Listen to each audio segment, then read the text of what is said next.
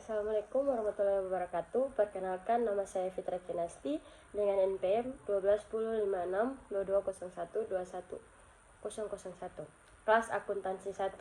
Baik, di sini saya akan memenuhi tugas Sistem Informasi Manajemen dengan dosen pengampu Pak Irman Mamulati, SEAK MSA. Langsung saja kita ke materinya. Saya akan membahas materinya sebagai berikut. Untuk pembahasan yang pertama, saya akan membahas tentang model sistem umum dalam perusahaan. A. Pengertian model.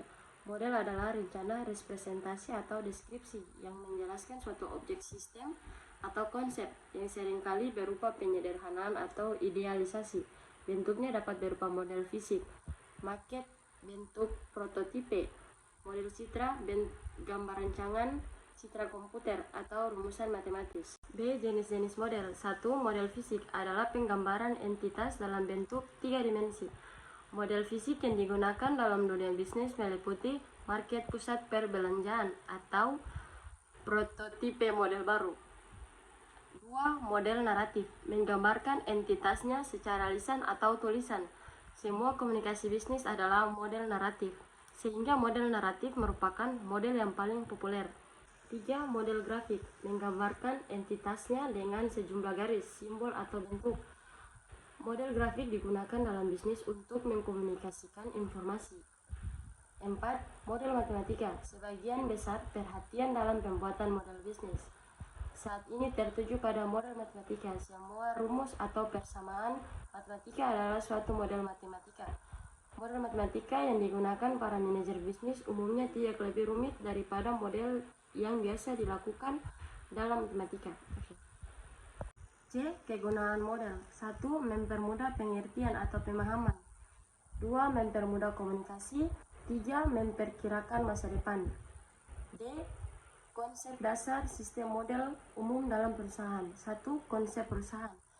Manajer terlibat dalam pemecahan masalah untuk pengambilan keputusan yang efektif dan efisien. Sistem konseptual adalah suatu sistem pemecahan masalah yang terdiri dari manajer, informasi, dan standar. Bahasan yang kedua yaitu lingkungan perusahaan. A. Pengertian perusahaan. Perusahaan adalah suatu unit kegiatan yang melakukan aktivitas pengolahan faktor-faktor produksi untuk menyediakan barang dan jasa bagi masyarakat, mendistribusi serta melakukan upaya lain dengan tujuan memperoleh keuntungan dan memuaskan kebutuhan masyarakat. Atau suatu unit kegiatan ekonomi yang diorganisasikan dan dijalankan sebagai organisasi produksi yang tujuannya untuk menggunakan dan mengkoordinir sumber-sumber ekonomi dengan tujuan untuk menyediakan barang dan jasa yang bisa memuaskan kebutuhan dengan cara yang menguntungkan. B. Fungsi-fungsi perusahaan. Ada 2 fungsi perusahaan apabila kedua fungsi tersebut dijalankan dengan lancar, terkoordinir, terintegrasi dalam rangka mencapai tujuan perusahaan. 1. Fungsi operasi, pembelian dan produksi, pemasaran, keuangan, personalia. Fungsi operasi utama perusahaan: akuntansi, administrasi, teknologi informasi, transformasi dan komunikasi, pelayanan umum dan UU. Fungsi penunjang. 2. Fungsi manajemen, terdiri dari perencanaan, pengorganisasian, pengarah, pengendalian. Bila keduanya berjalan dengan baik, perusahaan akan menjalankan operasinya dengan lancar, terkoordinasi, terintegrasi dalam rangka mencapai tujuan. C. Lingkungan perusahaan. Lingkungan perusahaan dapat diartikan sebagai keseluruhan dari faktor-faktor eksternal yang mempengaruhi perusahaan, baik organisasi maupun kegiatannya.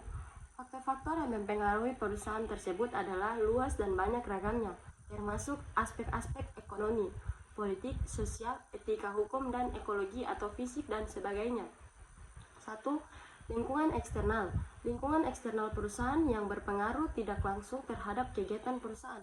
Lingkungan eksternal perusahaan dapat dibedakan menjadi lingkungan eksternal makro adalah lingkungan eksternal yang berpengaruh tidak langsung terhadap kegiatan usaha. Contohnya, keadaan alam, sumber daya alam, dan lingkungan. Lingkungan eksternal mikro adalah lingkungan eksternal yang pengaruh langsung terhadap kegiatan usaha. Contohnya seperti pemasok atau supplier, perantara, teknologi, dan pasar. Dua, lingkungan internal adalah faktor-faktor yang berada dalam kegiatan produksi dan langsung mempengaruhi hasil produksi, contohnya tenaga kerja, peralatan dan mesin, permodalan, bahan mentah, bahan setengah jadi, pergudangan, dan sistem informasi administrasi sebagai acuan pengambilan keputusan. Pembahasan yang ketiga adalah Porter's Value Chains. Rantai nilai Porter adalah model yang dibuat oleh Profesor Harvard Michael Porter yang mengkategorikan proses bisnis organisasi ke dalam kelompok. Berdasarkan bagaimana proses menciptakan nilai, model ini membagi operasi bisnis menjadi elemen-elemen yang berbeda dan memungkinkan para pemimpin bisnis membangun rantai nilai atau serangkaian aktivitas yang menciptakan lebih banyak nilai daripada biayanya. Seringkali pemimpin bisnis mencapai ini dengan mengoptimalkan aktivitas individu dalam model. Rantai nilai Porter membedakan antara aktivitas primer yang secara langsung menghasilkan pendapatan dan aktivitas pendukung yang memungkinkan aktivitas primer. Misalnya, panggilan penjualan mungkin merupakan aktivitas utama karena dapat langsung menghasilkan pembelian.